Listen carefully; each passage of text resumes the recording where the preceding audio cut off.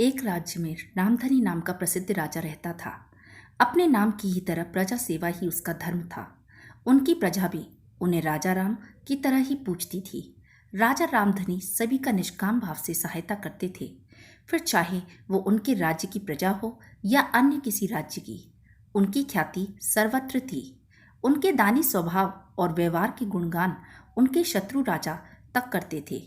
उन राजाओं में एक राजा था भीमदेव, जिसे राजा रामधन की इस ख्याति से ईर्ष्या थी।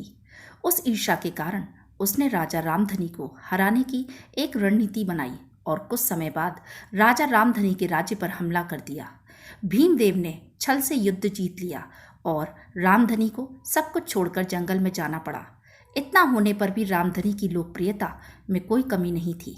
हर जगह उन्हीं की बातें चलती थी, जिससे भीमदेव को चैन न था। उसने राजा रामधनी को मृत्यु दंड देने का फैसला किया।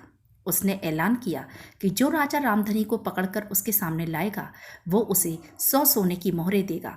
दूसरी तरफ राजा रामधनी को जंगलों में भटकते हुए एक राहगीर मिला और उसने कहा, भाई तुम इसी जगह के लगते हो, क्या मुझे राजा रामधनी के राज्य की तरफ का रास्ता बता सकते हो?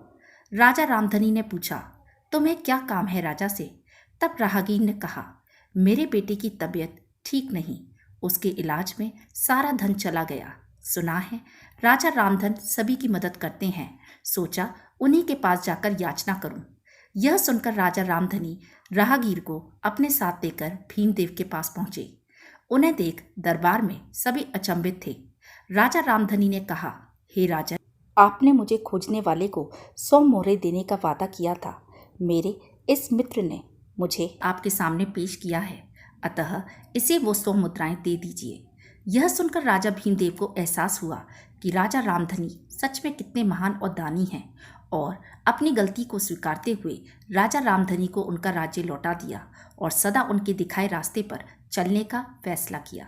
दोस्तों, इसी को कहते हैं कर भला तो हो भला। कहाँ एक तरफ भीमदेव राजा रामधनी को मारना चाहता था और अंत में राजा रामधनी की करनी देखकर वो लज्जित हुआ और उन्हें उनका राज्य लौटा दिया और स्वयं को उनके जैसा बनाने में जुट गया। महान लोग सही कहते हैं, कर भला तो हो भला। रामधनी की करनी का ही फल था जो वो हारने के बाद भी जीत गया। उसने जिस तरह सभी की मदद की, उसकी मदद अंत में उसी के काम आई। इसलिए कहते हैं, मनुष्य को अपने कर्मों का ख्याल करना चाहिए। अगर आप अच्छा करोगे तो अंत सदैव अच्छा ही होगा।